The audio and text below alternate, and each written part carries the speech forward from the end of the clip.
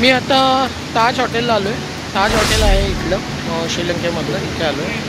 आणि ताज हॉटेलच्या श्रीलंकेमध्ये जागोजागी सगळ्या ठिकाणी ना पूर्ण पंचशिलेच्या रंगांमध्ये आपल्याला जर नीट पाहिलं इकडे प्रत्येक ठिकाणी आपल्याला ना असे म्हणजे कंदील ना असे टांगलेले मिळते. तर हे सजवलेलं आहे पूर्णपणे ताज हॉटेल. आणि सगळ्या ठिकाणी म्हणजे सगळ्याचकडे तुम्हाला बघायला मिळेल की शहर पूर्ण म्हणजे सजलेलं आहे वैशाखी पौर्णिमेच्या निमित्ताने. आणि हे अशा प्रकारे संपूर्ण शहर जे आहे, आता हे एक समुद्राचं ठिकाण आहे हे आपण बघतो. इथे सुद्धा ते कंदील दिसत आहेत आपल्याला. कंदील इकडे पूर्णपणे सज्ज आहे. पूर्ण शहर असं मस्तपैकी रंगबिरंगी लाल निळ्या पिवळ्या रंगांनी सजलेलं आहे. आपण ते बघू शकतो है ना, हे अशा पद्धतीने. तर रस्त्यांवरती पूर्ण लाइटिंग आहे. पंचशिलेचे नवीन कोरे ध्वज आत्ता म्हणजे आता लावायला चालू आहे. जुने काढून नवीन लावले जात आहेत. अशा प्रकारे सगळ्या ठिकाणी ना शहर गजबजलेलं आहे. आणि रस्त्यांवरती देखील अशा पद्धतीने तर अशा पद्धतीने इकडे सगळ्या ठिकाणी ना लाइटिंग केली जाते. आणि रस्त्यावर लोक उतरलेले आहेत आणि सगळं माहोल एकदम वेगळं असतं. पंचशिलेचे ध्वज जे आहेत, पंचशिलेचा ध्वज दिसतोय आपल्याला फडकताना. तर हे जागोजागी सगळ्या ठिकाणी बघायला मिळतं. तसं लोक अशी सगळ्या ठिकाणी उतरलेली आहेत रस्त्यावर. असं संपूर्ण वातावरण आहे. श्रीलंकेमधलं जे लोक आहेत ते असे सगळे रस्त्यावर उतरून फिरत आहेत. आणि पंचशिलेचे ध्वज आपल्याला सगळ्याकडे दिसतात. तुम्ही जर नीट निरखून पाहिलं तर माहोल आहे वैशाखी पौर्णिमेच्या निमित्ताने. हे सगळे झेंडे आहेत. तर असं सगळा परिसर आहे. लोकांची रेलचेल आहे संपूर्ण. आपण असं पाहतोय. वैशाख पौर्णिमेच्या निमित्ताने श्रीलंकेत 3 दिवस राष्ट्रीय सुट्टी असते.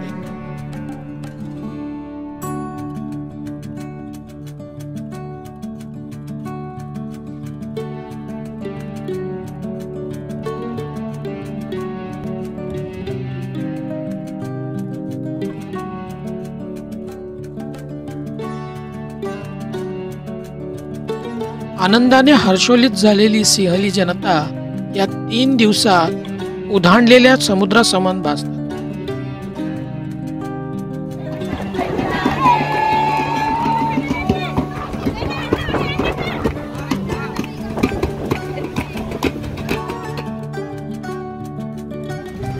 श्रीलंकेचे चौक असे सगळ्या ठिकाणी सजलेले आहेत. आणि इथे स्तूपाची प्रतिकृती आपल्याला दिसते. स्तूपाच्या ह्याच्यात त्यांनी आकार दिलेला आहे. आणि असं संपूर्ण सगळ्या ठिकाणी आपण बघू तर सगळ्या ठिकाणी श्रीलंकेमधलं कोलंबो हे अशा सजलेलं आहे. आणि या पद्धतीने श्रीलंकेमध्ये वैशाख पौर्णिमा साजरी केली जाते. तर आपण वैशाख पौर्णिमेच्या निमित्ताने श्रीलंकेमध्ये आहोत आणि याच्या माध्यमातून आपण संपूर्ण शहर जे आहे कोलंबो शहर हे पाहतोय. आणि अशा पद्धतीने सगळ्या ठिकाणी ही नगरी सजलेली आहे. कोलंबो नगरी सजलेली आहे.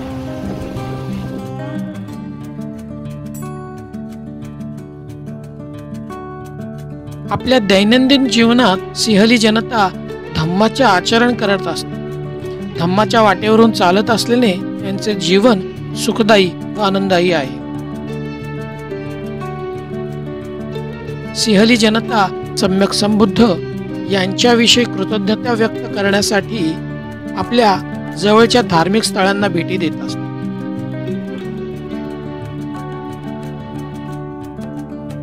आपण ना वैशाख पौर्णिमेच्या निमित्ताने श्रीलंकेच्या रस्त्यांवरती आहोत आणि श्रीलंकेचे रस्ते असे संपूर्ण गजबजलेले आहे। हा जो परिसर आहे याला गंगाराम विहार असं म्हणतात। की संपूर्ण हे ते आपण जे बघत आहोत हे गंगाराम विहार आहे। इथे सम्यक समृद्धांचे केश धातू आहेत असं यांचं म्हणणं आहे आणि हे केश धातू इथे ठेवलेले आहेत। आतमध्ये फोटो काढायला अलाउड नाही आहेत। काही फोटोग्राफ्स गुपचूप आम्ही काढलेले आहेत ते मी नंतर ह्या व्हिडिओच्या बरोबर शेअर करेन। पण ही एकूणच गंगारामाच्या परिसर आहे जिथे रस्त्यावर संपूर्ण जनता जी आहे श्रीलंकन जनता आहे ती अशी उतरलेली आहे। जागोजागी अशी कंदिलं टांगलेली आहेत, पंचशिलेचे झेंडे फडकताना आपल्याला दिसत आहेत। तर असं संपूर्ण हा परिसर आहे।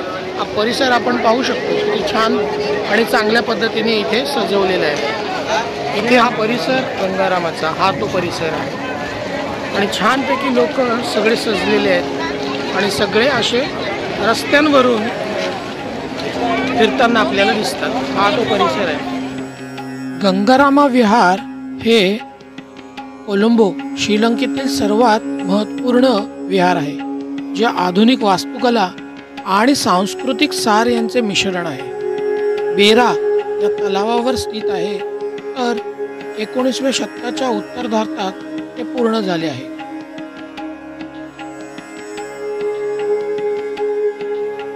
गंगारामा या विहाराच्या स्थापत्यावर श्रीलंकन, थाई आणि भारतीय वास्तुकलेचा प्रभाव आहे।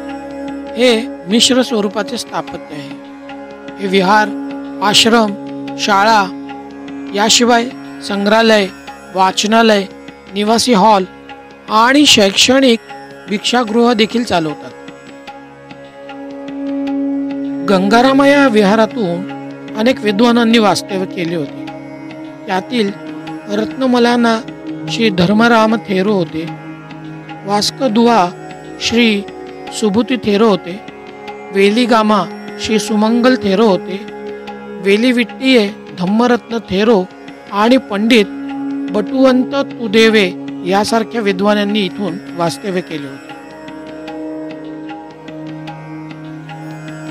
गंगारामा विहार आज हे एक बौद्ध उपासनेचे ठिकाण आहे, एक शैक्षणिक केंद्र आहे, वृद्ध लोकांचे घर आहे, एक व्यावसायिक शाळा ते चालवतात, एक आश्रमशाळा आणि अनाथ आश्रम देखील चालवतात। यासह बौद्ध कल्याण कार्यात विहाराचा सहभाग आहे।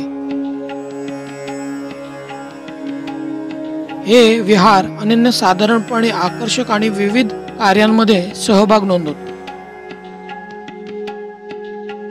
स्टेंड आयलंड म्हणजे US इथे बौद्ध विहार बांधण्यात, न्यूयॉर्कमधील बौद्ध केंद्र उभारण्यात तसेच तांझानियामधील बौद्ध केंद्र स्थापन करण्यात याचे महत्त्वपूर्ण भूमिका ठरलेली आहे। अशा प्रकारे इतर देशांमध्ये धम्माचा प्रचार प्रसार करण्यास या विहाराने अनेक वेळा मदत केली आहे।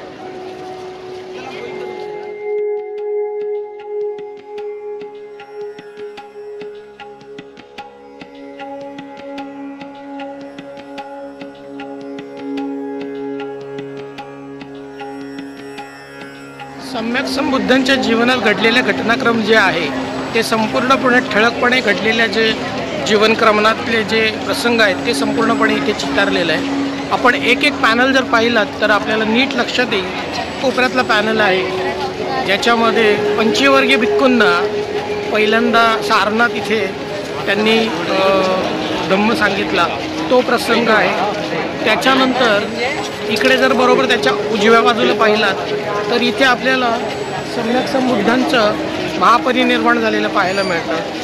असे ते सगळे प्रसंग आहेत ते आपण इथं पाहू शकतो। इथे पाहता येतं आपल्याला ते प्रसंग सगळे इथे आहेत आणि इथे बरोबर आपण अंगुलीमाल यांचं डिपिक्शन बघू शकतो। अंगुलीमाल यांना त्यांनी दाखवलेलं आहे। इथं अंगुलीमाल दिसत आहेत। इथे खास करून जर बघितलं आपण तर इथे आहे ना ते छान राहुल आणि म्हणजे त्यांची पत्नी यशोधरा पूर्व आयुष्यातली पत्नी यशोधरा यांचं इथे दिसतंय. इथे हा प्रसंग दिसतोय चिंचेचा. तर असे सगळे प्रसंग आहेत. इथे आपल्याला महारविजय शिल्प दिसतोय. महारविजय शिल्प जो आहे तो दिसतोय. महारावर विजय मिळवलेला आहे. आणि याच्या पुढे वर गेलो आपण तर इथे बुद्धत्व प्राप्त करण्याची जी अवस्था आहे ती दिसते. इथे ज्ञान प्राप्त झालेला आहे तो दिसतोय. इथे असे वेगवेगळे प्रसंग आहेत की जे आपल्याला दिसतात. तुषित स्वर्गात गेलेले बुद्ध आपल्याला पाहायला मिळतात. असे संपूर्णपणे बुद्धांच्या जीवनातले प्रसंग मिळतात. असा हा संपूर्ण पॅनल आहे जो इथे त्यांनी तयार करून घेतलेला आहे. गंगाराम म्हणून एक ठिकाण आहे इथे.